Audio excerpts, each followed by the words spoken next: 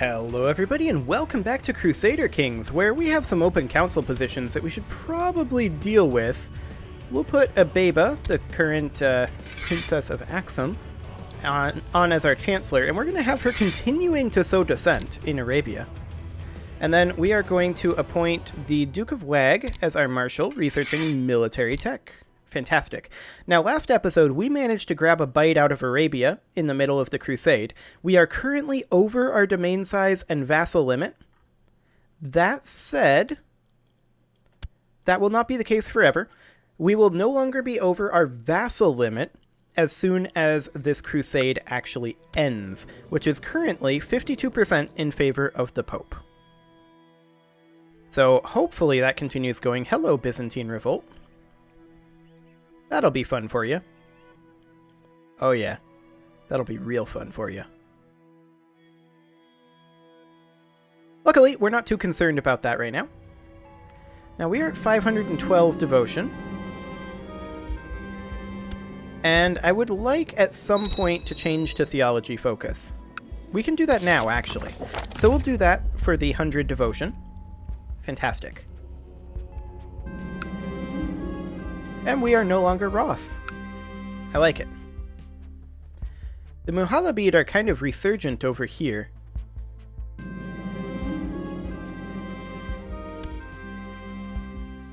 But realistically, what we're truly, deeply interested in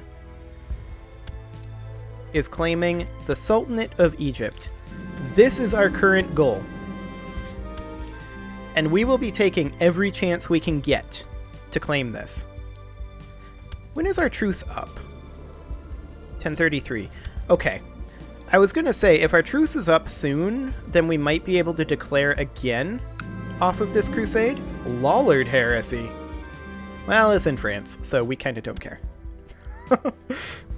Our French holdings are, shall we say, interesting. It is a good thing that this guy managed to have an heir. We should probably arrange her a matrilineal a matrilineal betrothal, if she will agree to it. So perhaps what's our current? He's our courtier. 5 years apart. I would definitely prefer that not to be the case.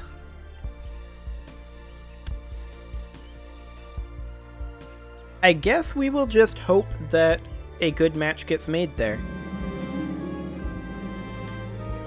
I mean, we do have realm inheritance set up properly, so it won't be able to exit our realm, right? In theory.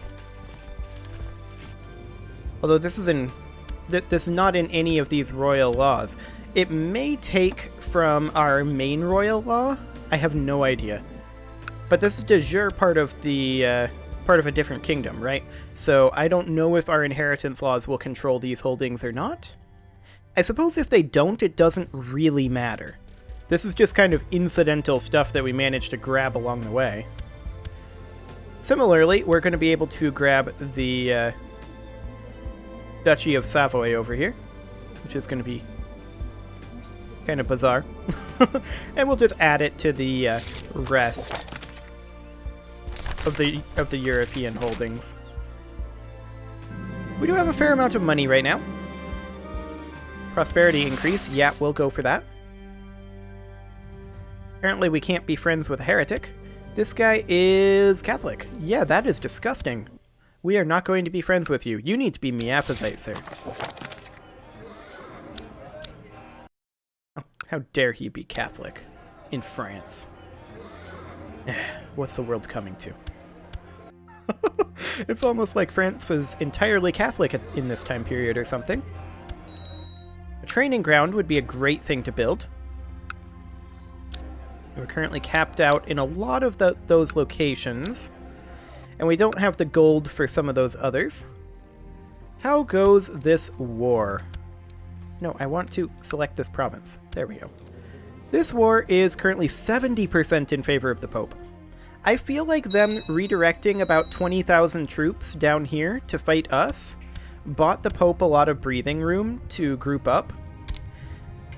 And then the fact that we ended up winning that battle ended up meaning that we killed about half of those troops. So we killed about 10,000 troops, which really opened the door for the Pope. If we had listened to my advisors and not declared that war, we wouldn't have this territory right now, and I don't think that this crusade would be succeeding. I think overall that was wildly successful, slightly risky, but wildly successful. If you don't take risks, you don't get rewards. We were prepared to pay the price for failure, but what we actually get from success far outweighed that price. Far outweighed it. Because now suddenly we are looking at a far weaker Arabia. And that is something that I am deeply interested in. Because our goal is to form the Empire of Abyssinia so that our vassal limit can go down a little bit, so that we can have kings under us, and so that we can have powerful vassals that can push our borders without us having to do it. So, to that end, of course, we have to claim this kingdom. In order to form the kingdom, or the Empire of Abyssinia, we have to be the Sultan of Egypt. So, that is our goal, which means that Arabia has to fall. Which means that we are fundamentally invested in this crusade's success, which was why we helped and got a little bit of Egypt along the way. The Pope is currently at 100% war score, victorious Crusaders. God has granted King Ingnomer of Germany victory to in the Crusade for Jerusalem. You're welcome. Queen of Jerusalem is 56, with no children. Okay, that's going to be exciting. She is the current heir to Jerusalem. Okay. Sultan Aghlab of Arabia has been beaten at every turn through the war, and he's finally had to give up on his holdings in Jerusalem. King Ingnomer has granted the new lands of Jerusalem to her, this very Welsh person. Right? You're Welsh? Technically, you're Anglo-Saxon. But, yeah, that would be Anglo-Saxon. Same thing, kind of. The Pope has made an announcement about the victory and virtues of the Crusaders as true faithful protectors of the faith. With the Muslims being pushed out of their old lands, there will certainly be more conflicts to come. So, Jerusalem now exists. This guy is still pretty powerful, but we are interested in Jerusalem continuing to exist. Should we try to convert Jerusalem to Miaphysite? I think we should. Let's see. Unfortunately, we can't do it this way. It'd be hilarious if we could. Monophysite actually spread down over here a little bit. But let's go ahead and start swaying the Queen of Jerusalem to our side. It's not very far away. Like, it's literally 3 provinces of Arabian territory. Also, this is over now. We need to usurp this sultanate, if we can. They're still at war. Milan's host claim on Nepal.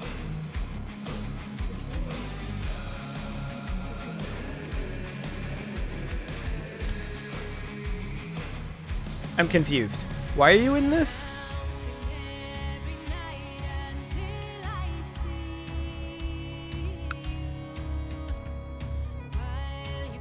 I'm very confused. What is happening here? What is this war? Jerusalemite Tade de jure holding war.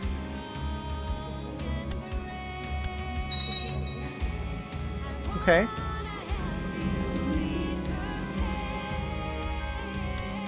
Well, she's doing a bunch of stuff there.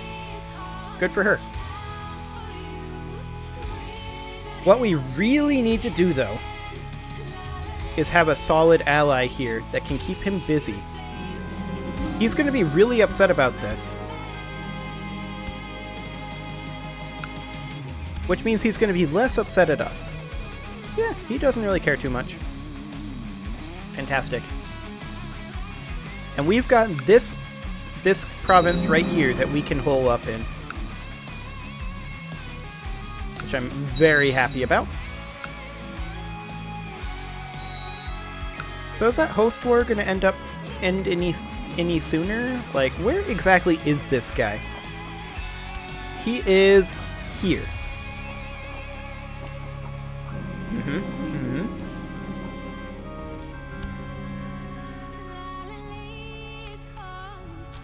So he's just chilling up here.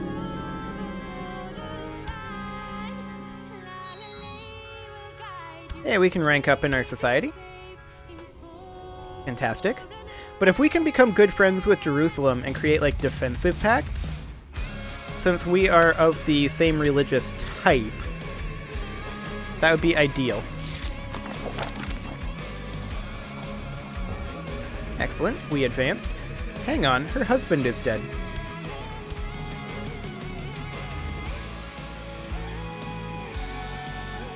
I have a dumb idea. And I think you know what the dumb idea is. Who is her heir? And how is she related? Same house. She is currently married to this guy.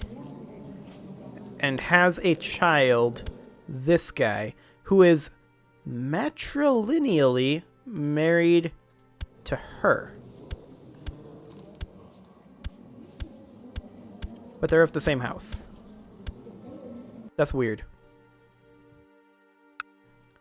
They are on agnatic cognatic primogeniture. She's too old to have a child, unfortunately. So this heir will remain the heir to the Kingdom of Jerusalem, this countess. So unfortunately, we can't horn in on this succession. Not right now, anyway. We can still try to be friends with them, though. Which I definitely will do.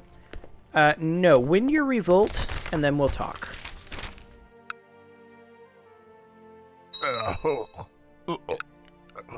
That is my general policy when people that are leading a revolt attempt to marry people from my house. I'm just like, no, win your revolt. Once you've won your revolt, then we can see about that. Ethiopian drilling grounds would be pretty solid. We need 3 of them. They're very expensive. And I think we will go ahead and grab them.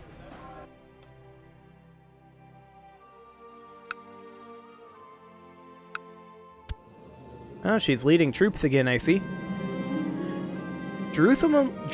Wow, I can't Jerusalemite right now, apparently. Jerusalemite Lollard Revolt, huh? They've got Lollards over there. Ooh, they have some exciting stuff going on there, religiously. That's for sure.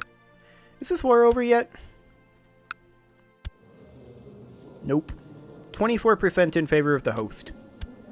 I have to assume he's marching troops all the way over here.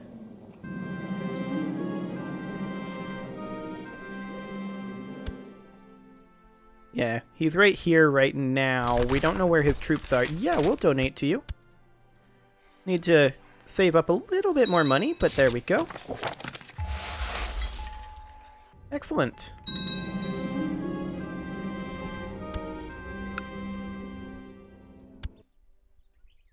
Okay, the Lollard Revolt is over. That's good for them. We are deeply interested here in what happens to the Kingdom of Jerusalem. We want Jerusalem to exist. And how many troops do they actually have? A fair number, actually. Her husband is still dead, and she hasn't remarried, but she's 57 and has no children, and she's, at that age, very unlikely to have children. So, we're just going to have to keep an eye on that line of succession and see if we can inherit Jerusalem a little later on. There's some interesting revolts going on over here. We might be able to make some gains over this way. That would certainly be a good thing to do eventually. The major focus right now, though, is on this guy becoming at peace, so that we can actually claim this duchy.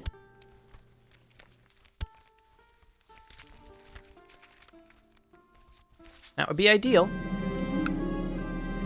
We've got cramps. Do we have... Okay, yep, we do. Food poisoning. Salty water, and it worked. Fantastic. But now we're vomiting.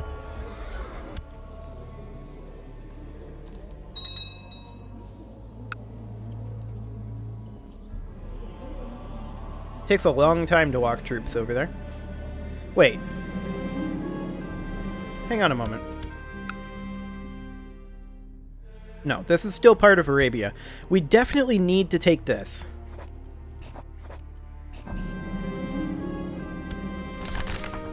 Okay, Knights of St. John have established a holding up over here. This isn't actually that worrisome for us. This is a good thing for us, because we are in the Christian family, so they're unlikely to attack us. But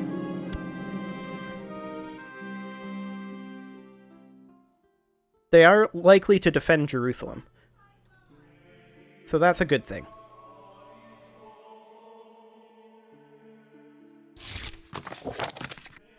Excellent. More dissent being sowed in the Arabian realm. I very much like to see that.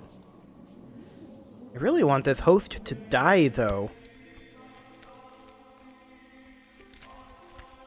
It looks like they have troops over here taking this territory back. This guy does have 12k troops, though. It's rather a lot.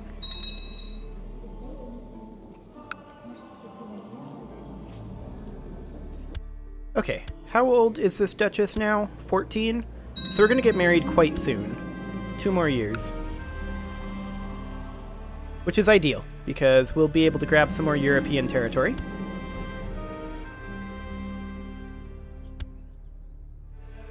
When can we rank up? Not for a while. The Bishop of Delgo is the current presumed leader. We're 5 steps away. We could just murder everybody. That's ahead of us. But, that's not going to be a thing for right now. No, I'm not going to negotiate with this guy. Go away. We've built a few training grounds. We're at 8.4k. Okay, so we currently have 4 units of shock. 4 shock retinues. We have 3 defense retinues and 3 cavalry retinues. So the next one is a defense retinue, and we can actually make that right now. And so we shall. That brings us up to 2950 total troops in our retinue. Very happy to see that. Have you managed to kill that host yet? No. Okay, more distrust being sowed. That's fantastic to see. Let's go ahead and grab, I think, a Nubian warrior barracks. We're currently making 33 gold per month, which is not a ton. This guy was not set up to be making money, though. This guy was set up to be martial, and his stats are mediocre across the board. Our current heir is, of course, our sister. We will likely be creating a new heir relatively soon.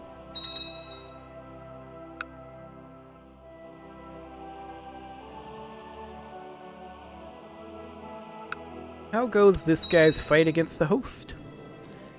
64% in favor of the host. Is he going to lose this territory? I'm kind of rooting for the host now, because if he loses this territory, I believe this will become independent.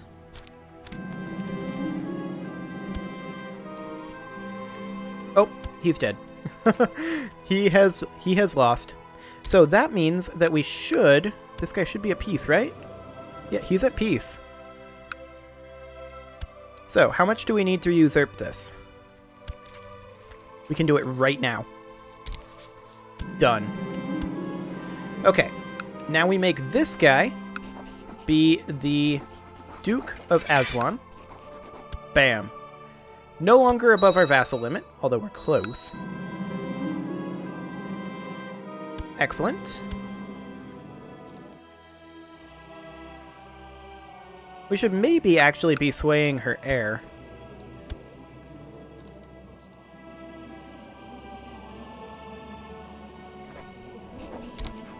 I believe we can only sway one at a time. Yes.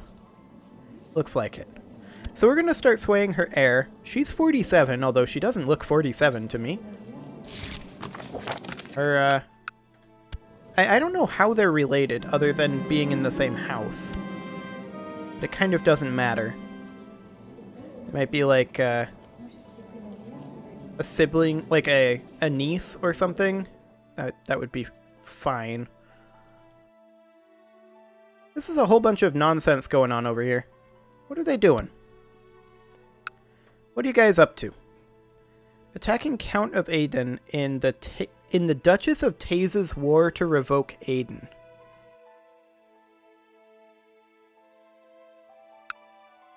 Okay. I mean, that's an internal Tazian matter. Not something that we should get involved in, really, although I'd like to remove some of the Duchess of Taze's influence, ultimately. I'd like to take back Tigrinya and Assab, put those back into their respective locations. Tajura needs to be put back as well. I mean, some of these things just generally need to be done. But now is, I think, not the time for a realm restructuring. Considering that we have the Arabians on our doorstep, I don't want to show any signs of weakness currently. We can now get married, and so we shall. Fantastic. Take the money. And that means that assuming we can produce an heir, we will inherit Savoy. Specifically, these provinces here. And that's great.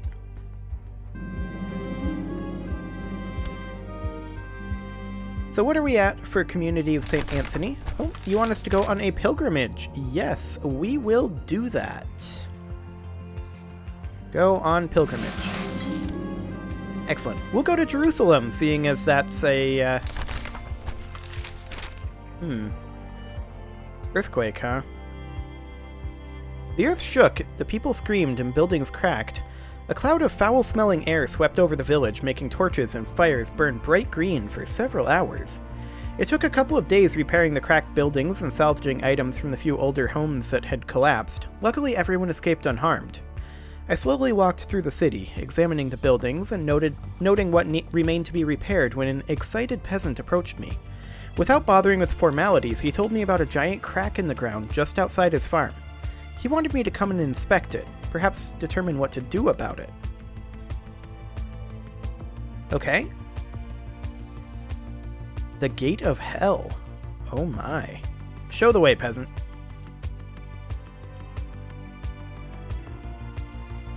It's taking us a while to get there.